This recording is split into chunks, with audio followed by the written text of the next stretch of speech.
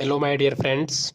आशा करते हैं आप सभी लोग अच्छे और स्वस्थ होंगे। आज का क्वेश्चन है, दी हुई आकृति में पंचभुज यानी pentagon B C D E F का क्षेत्रफल कितना है। माय डियर फ्रेंड्स, आप देख रहे हैं कि एक आपको रेक्टेंगल दिया हुआ है ए बी सी डी ई और एफ, ठीक है ना। इसमें आप देख रहे हैं यहाँ से क्या है वाला पोर्शन शैडो छायांकित पार्ट है, जो क्या है ए बी और एफ है।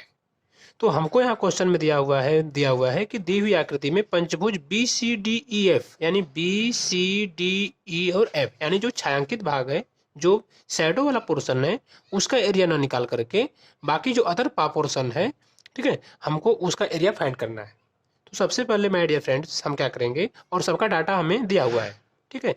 यदि हम पूरे ए बी सी डी जो रेक्टेंगल है टोटल, यदि इसकी बात करें तो इसका जो लेंथ है वो 11 सेंटीमीटर दिया हुआ है, और जो ब्रेथ है वो कितना है 8 सेंटीमीटर है, लंबाई 11, चौड़ाई 8 सेंटीमीटर है। तो आप सभी लोग छोटी क्लास में पढ़ के आए हैं कि जो रेक्टेंगल होता है उसका क्षेत्रफल क्या होता है। रेक्टेंगल का जो क्षेत्रफल होता है वो क्या होता है, लंबाई इंटू चौड़ाई। तो हम सबसे पहले क्या करेंगे, इस बड़े वाले जो ए बी सी डी जो डायग्राम है यानी जो रेक्टेंगल है, इसका हम एरिया फाइंड करेंगे। तो ए बी सी डी का यहाँ पर क्या करेंगे, हम जब सॉल्व करेंगे तो ए बी सी डी का क्षेत्रफल सबसे पहले क्या करेंगे हम, ठीक है ना, ए बी सी डी का क्षेत्रफल यानी आयत का क्षेत्रफल। तो आयत का क्षेत्रफल क्या होता है, आयत का क्षेत्रफल बराबर होता है लंबाई इंटू चौड़ाई, लेंथ इंटू ब्रेथ।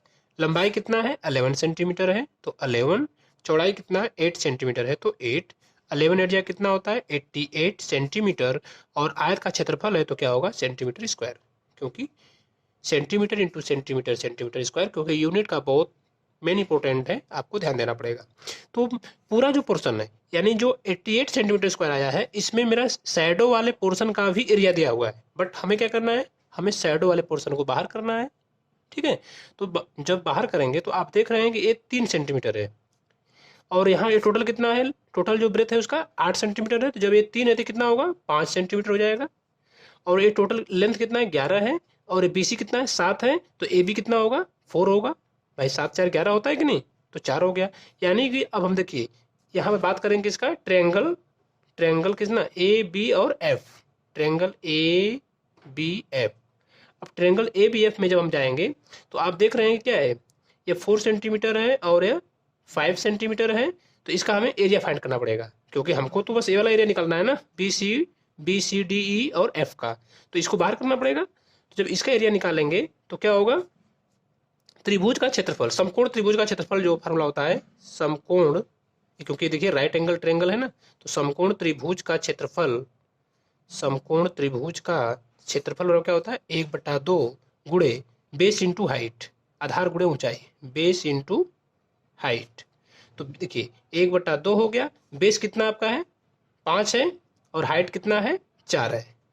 इसको जो आगे हल करेंगे तो 5 4 जा 20, 20 में 2 का डिवाइड करेंगे तो 10 सेंटीमीटर स्क्वायर क्या आ गया, ये जो शैडो वाला पोर्शन है यानी जो समकोण त्रिभुज है उसका एरिया में आ गया।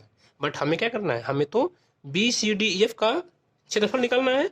तो बी सी डी एफ का जो क्षेत्रफल है, बी क्षेत्रफल B C D E F बराबर क्या होगा, ए बी सी डी का क्षेत्रफल, ए बी सी डी का क्षेत्रफल माइनस ए बी एफ का क्षेत्रफल, माइनस त्रिभुज ए आपका जो है रेक्टेंगल है, rectangle A B C D का क्षेत्रफल minus triangle A B F का क्षेत्रफल, क्योंकि माइनस करना पड़ेगा तभी तो निकलेगा ना।